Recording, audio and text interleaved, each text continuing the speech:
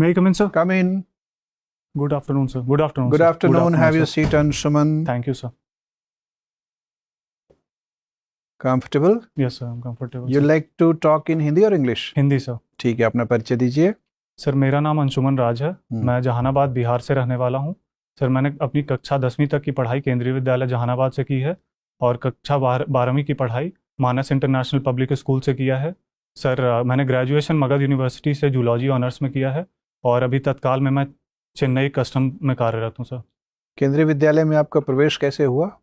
Sir मेरे पिताजी state government में नियोजित शिक्षक थे.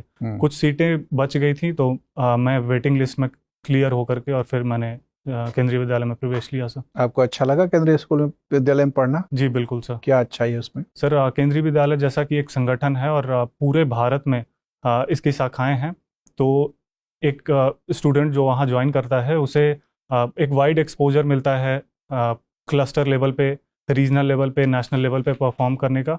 बाकी जो शिक्षक भी होते हैं वहाँ वो अलग अलग केंद्रीय विद्यालयों से बारी बारी से ट्रांसफ़र होकर आते रहते हैं. तो सर एक नेशनल लेवल का प्लेटफॉर्म अवेलेबल होता है एक बच्चे को अपने टैलेंट को निखारने के लिए. ठीक है, अभी आप चेन्नई कस्टम्स में हवलदार हैं पिछले 1 साल से? जी सर.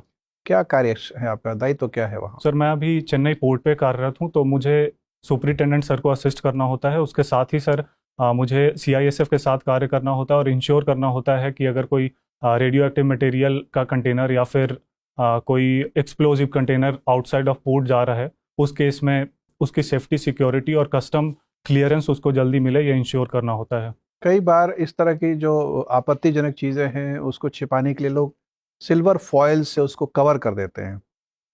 एक्सरे मशीन में ऐसी क्या बात है कि सिल्वर फॉयल को डिटेक्ट नहीं कर पाता है? सर इसके बारे में मुझे ज़्यादा जानकारी नहीं है सर. ठीक है, कराधान के बारे में कुछ जानकारी पढ़ी होगी, टैक्सेशन के बारे में? जी सर. सीमा शुल्क क्या होता है? सर सीमा शुल्क एक प्रकार का इनडायरेक्ट टैक्स है जो कि भारतीय राजस्व विभाग के अंतर्गत आता है. मंत्रालय इसका फाइनेंस मिनिस्ट्री हो जाता है. और सर जो सीमा शुल्क है वो भारत से निर्यात एवं आयात होने वाली वस्तुओं पर लगता है और जो CBIC है वो इसके ऊपर. भारत में सीमा शुल्क को बेसिक कस्टम ड्यूटी कहते हैं, स्पेशल एडिशनल ड्यूटी कहते हैं, BCD, SAD, मतलब कुछ वस्तुओं पर बेसिक कस्टम ड्यूटी लगता है, फिर ऊपर से SAD लगता है, ऊपर से कभी कभी एंटी डंपिंग ड्यूटी भी लग जाता है, फिर कभी कभी काउंटर वेलिंग ड्यूटी भी लग जाता है. ये सब सारी चीज़ें क्यों लगती हैं? क्या फ़र्क है बेसिक कस्टम ड्यूटी में और SAD में? सर इसके बारे में मुझे जानकारी नहीं है सर. एंटी डंपिंग ड्यूटी क्या होता है? एंटी डंपिंग ड्यूटी सर दूसरे देश की वैसी वस्तुएं जिसकी गुणवत्ता कम हो और वो भारत में कम मूल्य पर उसे बेचा जा रहा हो या फिर आउटडेटेड प्रोडक्ट हो, वैसी वस्तुओं पर लगाया जाने वाला कर है जिसके कारण कि कम गुणवत्ता वाली चीज़ें हमारे मार्केट में अवेलेबल ना हो पाए. अच्छा, और काउंटर वेलिंग ड्यूटी क्या होता है?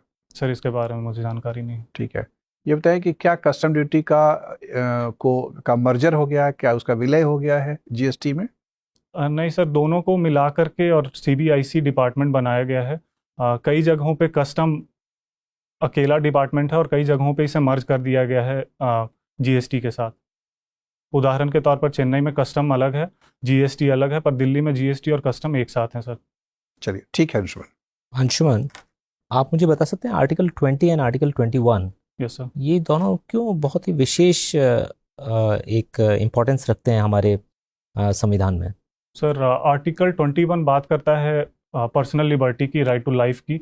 और आर्टिकल 20? आर्टिकल 20 सर, आर्टिकल 20 के बारे में पूरी तरह से आश्वस्त नहीं है. जब हमारे देश में कितने प्रकार की इमरजेंसी लगाई जा सकती है? सर हमारे देश में 3 प्रकार की इमरजेंसी लगाई जा सकती है.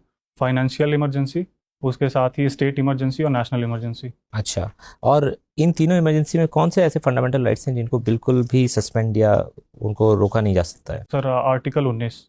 आर्टिकल 19 या आर्टिकल 20 और 21? सर इसके बारे में आश्वस्त नहीं. अच्छा ठीक है, मुझे ये बताइए कि CAPF में कितनी फोर्सेज हैं?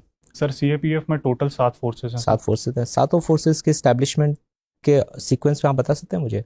जी सर, सबसे पहले आसाम राइफल्स है. हाँ, दूसरे ईयर भी बताते जाइए. 1835. और दूसरे नंबर पे सर CRPF 1939. उसके बाद सर तीसरे नंबर पर SSB है उसका 1962 में गठन हुआ। 1963 में, सॉरी सर, 1962 में आईटीबीपी का गठन हुआ। 1963 में सर एसएसबी का गठन हुआ। 1965 में बीएसएफ का गठन हुआ।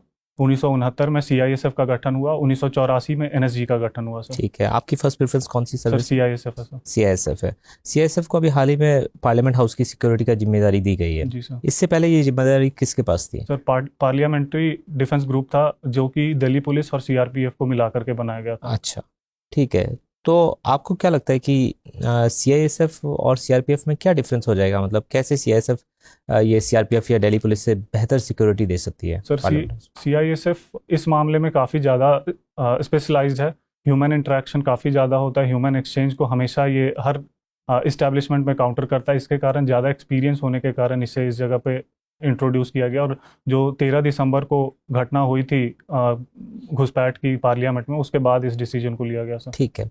अंशुमान, मेरा आखिरी सवाल आपसे ये है कि अगर हम बात करें कि मानव अधिकार का सम्मान होना चाहिए, यानी कि ह्यूमन राइट्स की रिस्पेक्ट की, और नेशनल सिक्योरिटी के लिए हमें कुछ ऐसे ऑपरेशंस करने पड़ते हैं कि जहां हमारे पास ये चॉइस है कि भाई अगर या तो हम देश हित में कार्य कर सकते हैं Yes, या हम ह्यूमन राइट्स का सम्मान कर सकते हैं। अगर ऐसी सिचुएशन आएगी तो आप क्या करेंगे? सर मैं दोनों को ही साथ लेकर के चलने का लेकिन अगर ये ऐसा बाइनरी चॉइस हो जाए कि अगर ह्यूमन राइट्स की रिस्पेक्ट करेंगे तो देश हित सफ़र करेगा, और देश हित की रक्षा करेंगे तो ह्यूमन राइट्स को कुचलना पड़ेगा। सर मेरी ट्रेनिंग ही इस तरह से होगी कि उस सिचुएशन को मैं हैंडल कर सकूंगा। नेशनल इंटरेस्ट को ऊपर रखते हुए ह्यूमन राइट को भी मैं प्राथमिकता दूंगा और देश हित का बचाव करूंगा सर। फिर भी कभी ऐसा आ जाए एकदम ये चॉइस नहीं आए तो? नहीं सर, मैं दोनों को एक साथ ही चलिए, प्रेफर ठीक है। करूंगा।